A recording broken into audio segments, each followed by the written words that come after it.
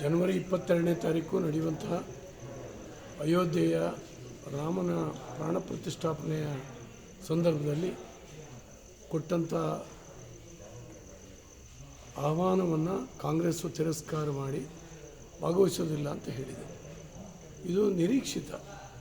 ಯಾಕೆಂದರೆ ಅವರಿಗೆ ಭಾಗವಹಿಸಿದರೆ ಅಲ್ಪಸಂಖ್ಯಾತರ ಓಟಿನ ಮೇಲೆ ಭಾಳ ದೊಡ್ಡ ಹೊಡೆತ ಬೀಳ್ತದೆ ಅನ್ನುವಂಥದ್ದು ಕಲ್ಪನೆ ಇದೆ. ಹಾಗಾಗಿ ಆ ಓಟಿಗೆ ಜೋತು ಬಿದ್ದಂಥ ಕಾಂಗ್ರೆಸ್ಸು ಇವತ್ತು ರಾಮನನ್ನು ತಿರಸ್ಕಾರ ಮಾಡಿದೆ.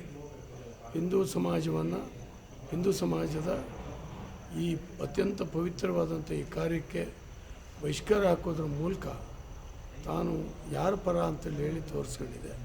ಇದಕ್ಕೆ ಹಿಂದೂ ಸಮಾಜ ಸೂಕ್ತ ಸಮಯದಲ್ಲಿ ಸರಿಯಾದಂಥ ತೀರ್ಮಾನವನ್ನು ತಗೊಳುತ್ತೆ.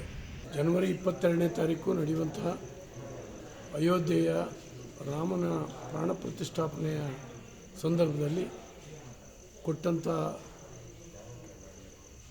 ಆಹ್ವಾನವನ್ನು ಕಾಂಗ್ರೆಸ್ಸು ತಿರಸ್ಕಾರ ಮಾಡಿ ಭಾಗವಹಿಸೋದಿಲ್ಲ ಅಂತ ಹೇಳಿದೆ. ಇದು ನಿರೀಕ್ಷಿತ. ಯಾಕೆಂದರೆ ಅವರಿಗೆ ಭಾಗವಹಿಸಿದರೆ ಅಲ್ಪಸಂಖ್ಯಾತರ ಓಟಿನ ಮೇಲೆ ಭಾಳ ದೊಡ್ಡ ಹೊಡೆತ ಬೀಳ್ತದೆ ಅನ್ನುವಂಥದ್ದು ಕಲ್ಪನೆ ಇದೆ. ಹಾಗಾಗಿ ಆ ಓಟಿಗೆ ಜೋತು ಬಿದ್ದಂಥ ಕಾಂಗ್ರೆಸ್ಸು ಇವತ್ತು ರಾಮನನ್ನು ತಿರಸ್ಕಾರ ಮಾಡಿದೆ.